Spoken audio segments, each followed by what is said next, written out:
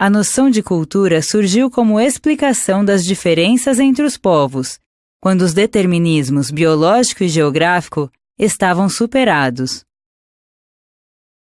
Em 1690, John Locke já tentava demonstrar que a mente humana é como uma caixa vazia, dotada apenas da capacidade ilimitada de adquirir conhecimento.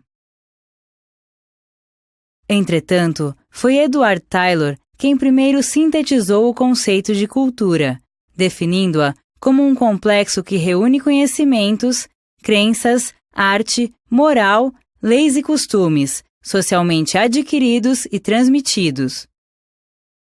Em seu parecer evolucionista, as sociedades consideradas primitivas atravessariam um processo histórico idêntico, que as conduziria a um estágio superior, a civilização.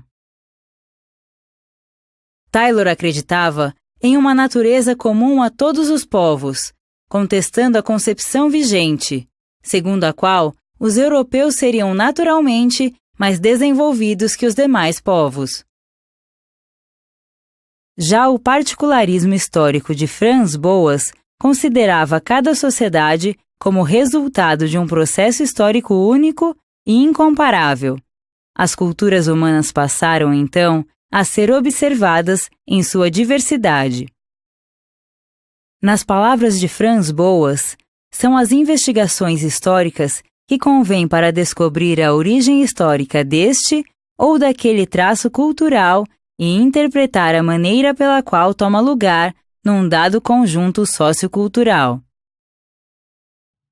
Alfred Kroeber defendia que os padrões culturais vão além dos instintos. Para ele, o homem se distancia dos outros animais porque suas características biológicas estão subordinadas à cultura.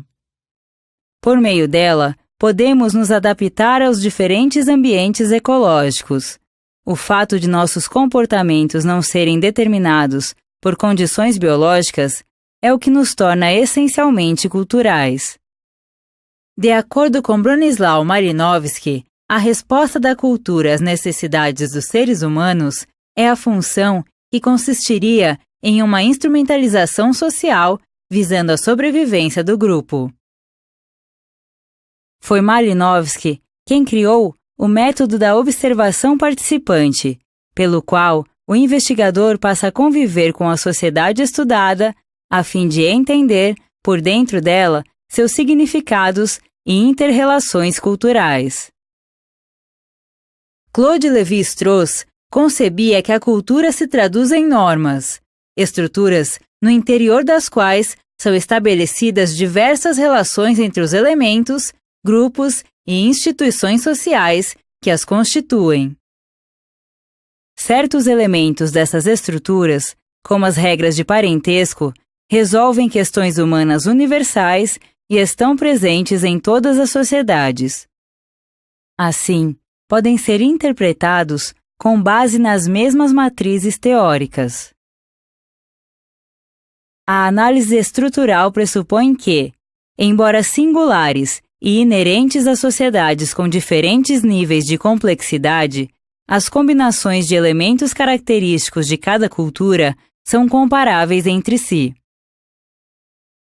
De modo geral, Lévi-Strauss e os demais autores estruturalistas procuraram elucidar como as relações sociais interagem com os sistemas simbólicos de cada sociedade. Segundo Clifford Geertz, a cultura é um conjunto de significados partilhados por um grupo.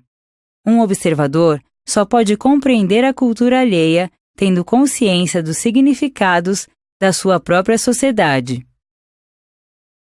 Os símbolos são veículos do pensamento, acessíveis ao investigador pelo estudo do conjunto de padrões culturais. Os significados orientam a ação do homem e é neles que está a pauta do estudioso da cultura. Marshall Sahlins pensa a cultura como a organização das experiências e ações humanas por meio de instrumentos simbólicos. As sociedades evoluem de forma plural. Ao tomarem contato com culturas estrangeiras, atribuem novos significados às suas tradições. No âmbito de uma sociedade tribal, os sistemas econômico, político, ritual e ideológico não são realidades estanques ou distintas. Eles compõem um todo adaptado às circunstâncias históricas específicas. Se nas sociedades tribais o foco simbólico incide sobre as relações de parentesco, no mundo ocidental ele se volta para a economia.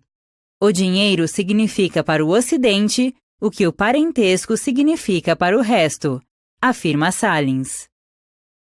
Para Roberto da Mata, o Brasil e seu povo são explicados por meio de suas autoimagens, como as festas e as manifestações populares, da literatura e da arte, das leis e regras, dos costumes e esportes.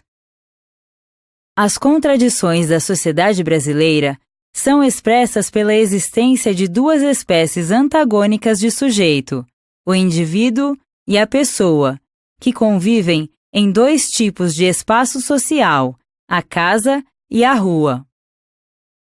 Para ele, a distinção entre indivíduo e pessoa no Brasil vem à tona na famosa pergunta: "Você sabe com quem está falando?"